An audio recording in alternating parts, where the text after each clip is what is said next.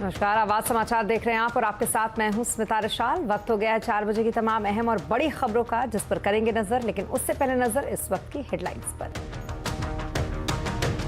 महाराष्ट्र में शिंदे सरकार की पहली सौगात, पेट्रोल 5 रुपए तो डीजल 3 रुपए किया सस्ता। बुलेट ट्रेन प्रोजेक्ट को भी दी हरी झंडी। लुढ़कते हुए 80 के काफी करीब पहुंचा रुपया। $1 का भाव 79 रुपए 92 पैसे पर पहुंचा। इधर कच्चा तेल भी 4 महीने के निचले स्तर पर आया। वीकली एक्सपायरी के दिन बाजार उतार चढ़ाव। एनर्जी फार्मा शेयरों में खरीदारी, बैंकिंग आईटी शेयरों में बिकवाली। होलसेल महंगाई में आई गिरावट, लेकिन WPI अभी भी 15% के ऊपर बरकरार। कच्चा तेल, महंगी गैस और खाने पीने का महंगा सामान सबसे बड़े कारण। गुजरात महाराष्ट्र में भारी बारिश से और बिगड़े हालात। मुंबई अहमदाबाद नेशनल हाईवे ठप। मुंबई यूनिवर्सिटी की परीक्षाएं रद्द। ठाणे, पुणे और पालघर समेत कई जिलों में स्कूल बंद। संसद में जबान संभाल के जुमलाजीवी, बाल बुद्धि सांसद जैसे शब्द बैन। लोकसभा सचिवालय ने तैयार किया बुकलेट। श्रीलंका के प्रधानमंत्री दफ्तर पर अब भी जनता का कब्जा। कोलंबो की सड़कों पर निकले टैंक। देश से भागे राष्ट्रपति गोटाबाया राजपक्षे मालदीव से निकले सिंगापुर। आज दे सकते हैं इस्तीफा। अब आर्टिफिशियल इंटेलिजेंस से होगा सिम कार्ड फ्रॉड से मुकाबला। टेलीकॉम विभाग कर रहा है तैयारी। फर्जी दस्तावेजों से बने कार्ड होंगे ट्रैक।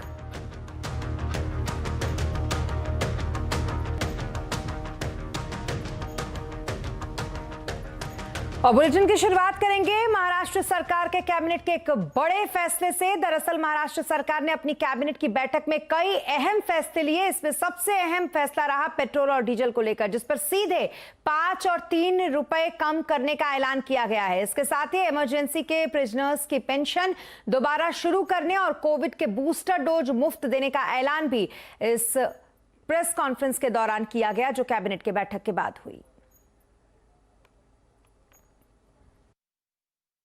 या ठिकाणी युतीचं सरकार स्थापन झाल्यानंतर ठरवलंय की ज्या ज्या माध्यमातून आपली सगळी आर्थिक परिस्थिती लक्षात घेऊन आपण एक एक निर्णय जनतेच्या हिताचा घेतला पाहिजे। आणि म्हणून आज आम्ही पेट्रोल आणि पेट्रोलवर 5 रुपये आणि डिझेलवर 3 रुपये अशा प्रकारचं जे दर आहेत ते कमी करण्याचा निर्णय घेतलेला है। जी हाँ, तो सीएम बनते ही एक्शन में एकनाथ शिंदे और पेट्रोल और डीजल की राहत कम से कम महाराष्ट्र के लोगों को देते हुए। और क्या कुछ बड़े फैसले रहे, जानेंगे डिटेल्स। हमारे साथ है विवेक गुप्ता, इस वक्त सीधे चलते हैं उनके पास। विवेक, कैबिनेट का फैसला, एकनाथ शिंदे सीएम बनते पूरे एक्शन में दिखने लगे हैं। क्या कुछ फैसला लिया आज, क्या कुछ डिटेल्स हैं? देखिए स्मिता, आज का जो सबसे बड़ी खबर मुंबई और महाराष्ट्र के लिए, ये राहत भरी खबर है मुंबई और महाराष्ट्र की जनता के लिए। 5 रुपये सीधे 5 रुपये पेट्रोल पे कम किए गए हैं और 3 रुपये सीधे डीजल पे कम किए गए हैं। अगर मुंबई में पेट्रोल की बात करें तो आज की कीमत है 111.35, जो घटकर अब 106.35 हो गई है। डीजल की कीमत अभी की कीमत है 97.28 और घटकर वो 94.28 पहुंच गई है। और ये जो रेट हैं जो कम किए गए हैं वो कोई 2 या 4 दिन बाद नहीं, बल्कि आज रात 12 बजे के बाद जैसे ही तारीख चेंज होगी नियम के अनुसार रात 12 बजे के बाद सारे रेट जो कम किए गए हैं वो रात 12 बजे के बाद एप्लीकेबल हो जाएंगे। तो बड़ी राहत है। पेट्रोल और डीजल से जो महंगाई की मार लोग झेल रहे थे, उस पर सीधे 5 रुपये पेट्रोल कम होना और 3 रुपये डीजल कम होना। देखिए ओवरऑल अगर इसको देखा जाए तो काफ़ी ज़्यादा राहत बात इसलिए भी है क्योंकि ट्रांसपोर्टेशन का जो लगातार बढ़ते जा रहे थे, जो रेट बढ़ते जा रहे थे और ट्रांसपोर्टेशन की वजह से सब्जी, फल और दूसरी चीज़ों के जो दाम बढ़ते जा रहे थे, उनके लिए भी एक अच्छे संकेत है कि जिस तरह से पेट्रोल और डीजल के दाम कम हुए हैं, ट्रांसपोर्टेशन खर्चा कम होगा। और ये भी अंदाजा लगाया जा रहा है कि आने वाले दिनों में सब्जी या फिर जो फल फ्रूट्स हैं या फिर दूसरे ट्रांसपोर्टेशन के जो यूज़ में आते हैं वो सारे सामान सस्ते हो सकते हैं। दूसरा इंपॉर्टेंट फैसला महाराष्ट्र कैबिनेट ने ये लिया है कि बूस्टर डोज आज से पहले जो बूस्टर डोज थे वो आपको पैसे देने पड़ते थे, प्राइवेट हॉस्पिटल में जाके लगवाने पड़ते थे, सरकारी अस्पताल में बूस्टर डोज नहीं लगते थे। सिर्फ सरकारी जो कर्मचारी या फिर जो फ्रंटलाइन वर्कर है उनके लिए बूस्टर डोज एप्लीकेबल थे सरकारी अस्पतालों में। लेकिन कैबिनेट ने बड़ा फैसला लिया है कि 18 साल से लेकर 59 साल की उम्र के लोगों को जिनकी बूस्टर डोज की एप्लीकेबल सीमा जो समय सीमा है वो खत्म हो चुकी है और वो बूस्टर डोज ले सकते हैं, उनके लिए बूस्टर डोज पूरे महाराष्ट्र में एब्सोल्युटली फ्री यानी कि मुफ्त कर दिया गया है। अब बूस्टर डोज के लिए लोगों को पैसे नहीं देने पड़ेंगे। तीसरा इंपॉर्टेंट फैसला लिया गया कैबिनेट में कि बुलेट ट्रेन को लेकर बहुत अप्स एंड डाउन चल रहे थे। गुजरात में सारे क्लियरेंस मिल चुके थे, जो मुंबई अहमदाबाद की जो ड्रीम प्रोजेक्ट है केंद्र सरकार का, पीएम मोदी का, कि बुलेट ट्रेन को यहाँ से शुरू किया जाए मुंबई से अहमदाबाद तक। अब कैबिनेट में ये फैसला ले लिया गया है कि महाराष्ट्र सरकार से जो भी हर्डल्स थे, चाहे वो ज़मीन को लेकर हो, चाहे फिर वो पैसों को लेकर हो, वो सारे हर्डल्स को दूर कर दिए गए हैं। यानी कि सारी जो क्लियरेंस है बुलेट ट्रेन को लेकर वो क्लियरेंस महाराष्ट्र सरकार ने दे दिए हैं। यानी बुलेट ट्रेन की जो क्लियरेंस है गुजरात गवर्नमेंट ने पहले दे रखे थे, अब महाराष्ट्र गवर्नमेंट ने भी दे दिए हैं। चौथा जो इंपॉर्टेंट हुआ है कि इमरजेंसी के टाइम में जो लोगों ने देश की सेवा की थी उनके पेंशन महाविकास अघाड़ी सरकार ने बंद कर दी थी, लेकिन एकनाथ शिंदे और बीजेपी की सरकार दोबारा आई है। आने के बाद उन्होंने सबसे बड़ा कदम ये उठाया है कि उनके पेंशन जो है वो फिर से शुरू कर दिए हैं। आज दूसरा कैबिनेट था और कैबिनेट में अभी विस्तार नहीं हुआ है, तो सिर्फ 2 मंत्री थे, एकनाथ शिंदे और देवेंद्र फडणवीस, सीएम और डिप्टी सीएम। जब इस सवाल पे पूछा गया कि कैबिनेट एक्सपेंशन कब होगा, तो इस पर भी उन्होंने रात भरी खबर दी कि बहुत ही जल्द बाकी मंत्रियों से बातचीत हो रही है, बहुत ही जल्द कैबिनेट विस्तार जाएगा और एक एक विभाग अलग अलग मंत्री को दिया जा सकता है। स्मिता, बहुत शुक्रिया तमाम डिटेल्स के लिए विवेक आपका। तो कुल मिलाकर कुछ इस तरीके से आज हमने कैबिनेट विस्तार के माफ कीजिएगा कैबिनेट की इस बैठक में जो कुछ भी हुआ वो डिटेल देते हुए विवेक, और खास करके इसमें पेट्रोल डीजल पर बड़ी राहत दी है सीएम एकनाथ शिंदे ने। अब बात बारिश की करेंगे, वो इसलिए क्योंकि महाराष्ट्र और गुजरात में भारी बारिश से हालात ज्यादा बिगड़ गए हैं। मुंबई अहमदाबाद नेशनल हाईवे पर पानी भर गया है, इसकी वजह से हाईवे बंद करना पड़ा। मुंबई से अहमदाबाद जाने वालों के लिए अब मुश्किलों का सामना करना पड़ रहा है और प्रशासन ने फिलहाल लोगों से ज्यादा जरूरी ना होने पर यात्रा ना करने की अपील की है। वहीं ज्यादा बारिश होने से गुजरात के जूनागढ़, वलसाड़ और नवसारी समेत 5 जिलों में भारी बारिश का अलर्ट जारी किया गया है। प्रशासन ने कई जिलों में स्कूल कॉलेज बंद करने का फैसला किया। पूर्णा नदी का जल स्तर खतरे के निशान के ऊपर फिलहाल यहां पर बह रहा है। वहीं गुजरात के नवसारी में लगातार बारिश से बाढ़ के हालात हैं और जनजीवन अस्त व्यस्त हो गया है। बाढ़ के चलते नवसारी से बाहर जाने के रास्ते भी बंद हो चुके हैं, जिसमें आम लोगों की चिंताएं फिलहाल इससे बढ़ गई हैं। जायजा लिया इसका हमारी सहयोगी रश्मि शर्मा ने। अभी तक जो मौसम विभाग की तरफ से चेतावनी जारी की गई है, फिलहाल लोगों को राहत मिलती हुई नजर नहीं आ रही है। और हम आपको ये भी बता दें कि ये अब जान माल का भी नुकसान करा रही है। अब तक लगभग मौत का जो ये आंकड़ा है 90 को छूने वाला है। और पिछले 24 घंटों में जो बारिश हो रही है वो बहुत ज्यादा विकराल हो चुकी है। तस्वीर देखिए आप जरा, ये बेजुबान किस तरह से इस पानी में फंसा हुआ है और इनकी मुसीबतें भी काफी ज्यादा बढ़ गई है। हम इंसान है, हमारे पास जुबान है, हम आह निकाल सकते हैं, हम अपना दर्द बयां कर सकते हैं। जरा इनके बारे में कोई सोचे, इनकी क्या हालत होगी। तो नवसारी में दिन ब दिन हालात खराब होते हुए नजर आ रहे हैं। और हम आपको बता दें कि क्योंकि रेड अलर्ट जारी किया गया मौसम विभाग की तरफ से, इसलिए स्कूल कॉलेजेस बंद है। और अभी हमने देखा कि आसपास जो इलाके में जो अस्पताल है वहाँ भी अस्पताल के पास सैलाब के हालात है। कुछ लोग यहाँ पर इलाके में मौजूद हैं, हम चाहते हैं कि छोटे छोटे रिएक्शन हम आप तक पहुँचाएं। आप जरा बताइए, बाढ़ के हालात बहुत खराब है, कितनी परेशानी हो रही है आपको? परेशानी में तो जैसे कि यहाँ पर काफ़ी लोग खड़े, जैसे अंदर लोग फंसे हुए हैं, उनको प्रशासन मदद भी कर रही है और प्राइवेट सेक्टर से भी मदद आ रही है। जैसे कि यहाँ पर जो नवसारी के रहने वाले लोग हैं सभी तरीके से सब मदद कर रहे हैं और प्रशासन की तरफ से भी जो मदद हो रही है वो भी मदद। अच्छा ये बताइए, बाहर निकलना कितना मुश्किल लग रहा है? मुश्किल है, काफ़ी बाहर निकलना यहाँ से मुश्किल है। बाहर निकलना बहुत मुश्किल है और लोग बहुत सहमे हुए हैं। उम्मीद है कि जो आसमानी आफत बरस रही है ज़मीन पर वो आफत जल्द से जल्द दूर हो। और आपने सुना किस तरीके से कि बाढ़ तो हर साल आती है, लेकिन इस बार हालात बहुत ज़्यादा ख़राब है।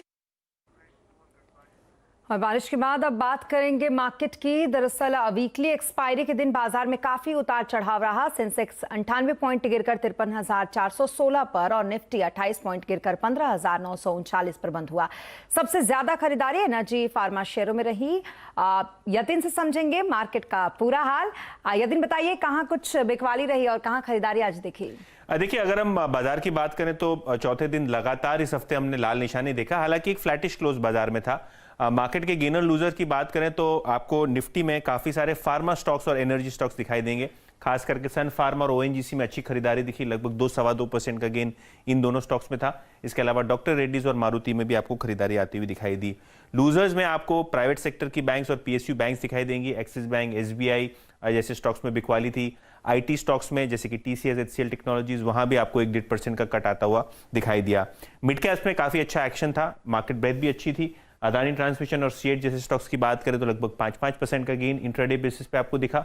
आरती ड्रग्स और इडलोरिस फाइनेंशियल में भी आज खरीदारी के मौके आपको बनते हुए दिखाई दिए। लेकिन पेन पॉइंट आज था पीएसयू बैंकिंग लॉट, जहां काफी अच्छी सेलिंग थी। कल भी आपने बिकवाली देखी और आज भी अगर हम देखें तो Canara bank, bank of Baroda, IOB जैसे स्टॉक्स में आपको औसतन 3 से 3.5% का नुकसान होता हुआ दिखाई दिया। बहुत शुक्रिया तमाम मार्केट अपडेट के लिए आपका यतिन।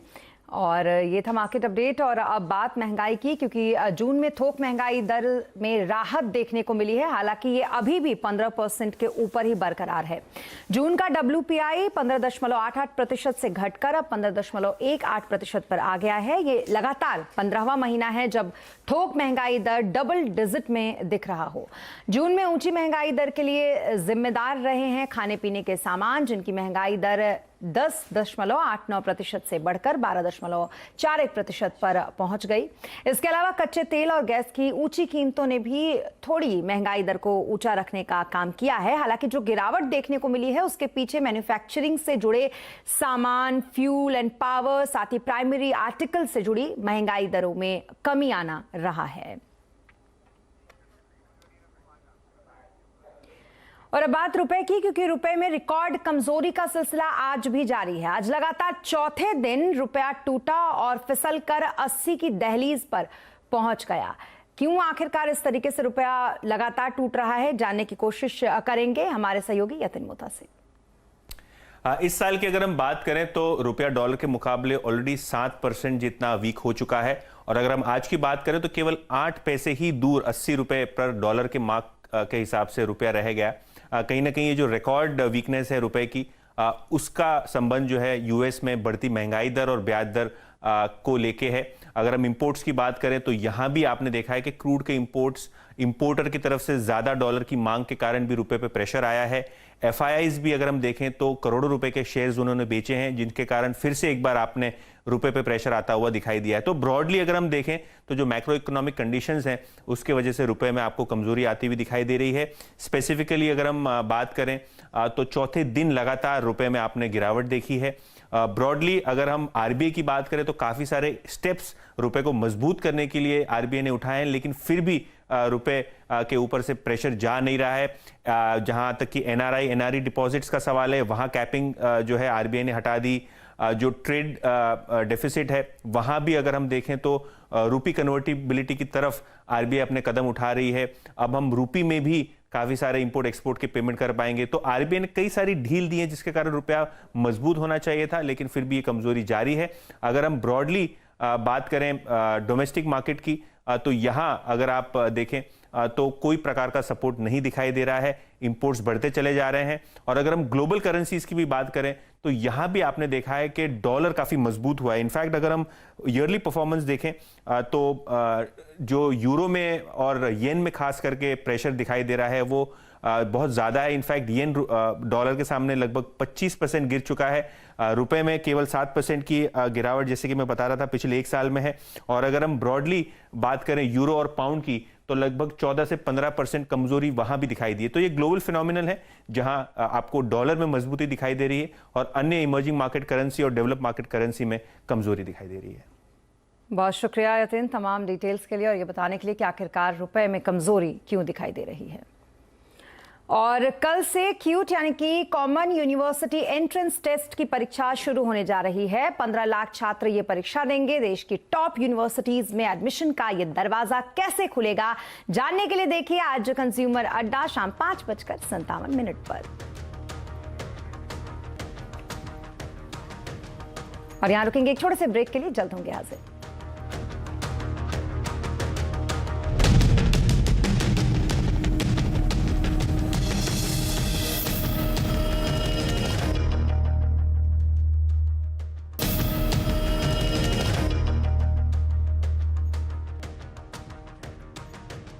और ब्रेक के बाद एक बार फिर आपका स्वागत है और अब बात करेंगे संसद के कुछ नियमों के बदलाव की। दरअसल संसद के दोनों सदनों की कार्यवाही के दौरान अब सांसद असंसदीय भाषा का इस्तेमाल नहीं कर पाएंगे। चर्चा में हिस्सा लेते हुए सांसद जुमला जीवी, बाल बुद्धि, सांसद शकुनी, जयचंद, लॉलीपॉप, चंडाल, चौकड़ी, गुल खिलाए, इस तरीके के जो शब्द होते हैं, पिट्ठू जैसे शब्दों का इस्तेमाल नहीं कर सकेंगे। ऐसे शब्दों के प्रयोग को अमर्यादित आचरण माना जाएगा और वो सदन की कार्रवाई का हिस्सा नहीं होंगे। लोकसभा सचिवालय ने असंसदीय शब्द 2021 शीर्षक के तहत ऐसे शब्दों को और वाक्यों की नई बुकलेट तैयार की है, जिन्हें असंसदीय अभिव्यक्ति की श्रेणी में रखा गया है। 18 जुलाई से संसद के मानसून सत्र से ठीक पहले जारी इस बुकलेट में ऐसे शब्दों को शामिल किया गया है जिन्हें लोकसभा, राज्यसभा और राज्यों के विधान मंडलों में साल 2021 में असंसदीय घोषित किया गया था। तो वहीं विपक्षी सांसद लोकसभा सचिवालय के इस कदम की आलोचना कर रहे हैं। टीएमसी सांसद डेरेक ओब्रायन ने कहा है कि ट्वीट करके कहा कि कुछ ही दिनों में संसद का सत्र शुरू होने वाला है। सांसदों पर पाबंदी लगाने वाला आदेश जारी कर दिया गया। अब हमें संसद में भाषण देते समय इस बुनियादी शब्दों का उपयोग करने की अनुमति नहीं दी जाएगी। शर्म आनी चाहिए। दुर्व्यवहार किया, धोखा दिया, भ्रष्ट, पाखंड, अक्षम, मैं इन शब्दों का इस्तेमाल करूंगा। मुझे निलंबित कर दीजिए, लोकतंत्र के लिए लड़ाई लड़ूंगा। तो वहीं कांग्रेस के नेता जयराम रमेश ने भी ट्वीट करते हुए लिखा है कि मोदी सरकार की असलियत बताने के लिए विपक्ष द्वारा इस्तेमाल किए जाने वाले सभी शब्दों को अब अमर्यादित, असंसदीय माना जाएगा। अब आगे क्या, विश्व गुरु कांग्रेस समेत दूसरे विपक्षी दल भी मोदी सरकार को घेर रहे हैं। हमने जो जो शब्द उन्होंने अपने पार्लियामेंट्री जीवन में कहा है, बोला है, वही शब्द हम बोलेंगे और वो बताएंगे उनको, भाई उनके डिबेट में उन्होंने क्या कहा। जब करप्शन की बात आती तो क्या करप्शन बोलने का छोड़ के कुछ और बोलते थे। आपके ये जुमले हैं, उन्होंने कहते थे, क्या उससे छोड़ के और कोई बात उन्होंने कही है? तो जब खुद वो कहते हुए आए हैं, आज उनको क्यों लग रहा है कि वो शब्द ठीक नहीं है? मारूंगा और ये कहूंगा कि भाव फूल बरसाओ मोदी सरकार पर कि उन्होंने भारत के नौजवानों को बेरोजगार बना दिया। तो क्या वन पार्लियामेंट्री हो जाएगा? कंटेक्स्ट इंपॉर्टेंट है। ये लफ्ज की बहस में मत जाइए। रूल्स को, प्रोसीजर को फॉलो करने की जरूरत है। और संसद में असंसदीय शब्दों पर बैन को लेकर क्यों छिड़ा है संग्राम, आज आवाज अड्डा में इसी पर करेंगे बड़ी चर्चा शाम 7:57 पर।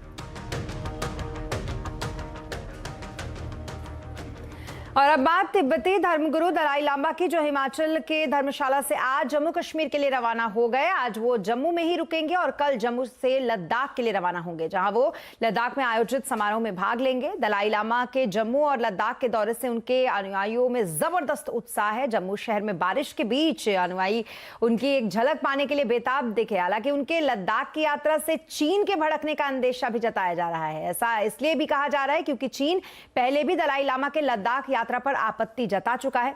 दलाई लामा 4 साल के बाद धर्मशाला से लद्दाख जा रहे हैं।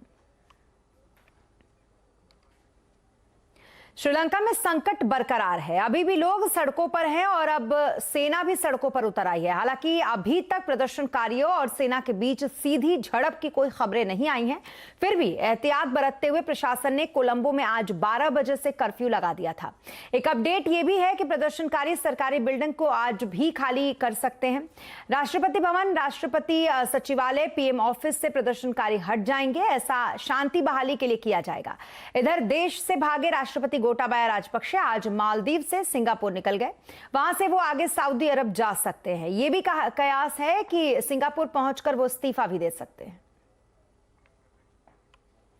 और अब बात सावन की। आज से सावन माह की शुरुआत हो गई और इसी के साथ शिवालयों में शिवभक्तों की भीड़ एक उमड़नी शुरू हो गई और बम बोले के जयकारे गूंजने लगे। वहीं दूसरी तरफ सावन के आगाज के साथ ही कांवड़ यात्रा की भी शुरुआत हो गई। हरिद्वार में कांवड़ लेकर शिव भक्तों का हुजूम पहुंचने लगा।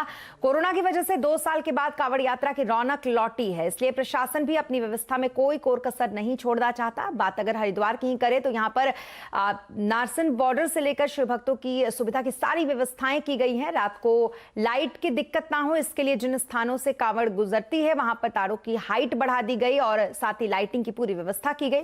वहीं कांवड़ मार्ग की सभी लाइनों की मरम्मत पूरी कर दी गई है ताकि शिव भक्तों को परेशानी का सामना ना करना पड़े। सिर्फ कांवड़ यात्रा ही नहीं बल्कि शिवालयों में भी 2 साल के बाद एक बार फिर रौनक लौट आई है। और इसी के साथ इस बुलेटिन में फिलहाल इतना ही। आप बने रहें CNBC आवाज के साथ। नमस्कार।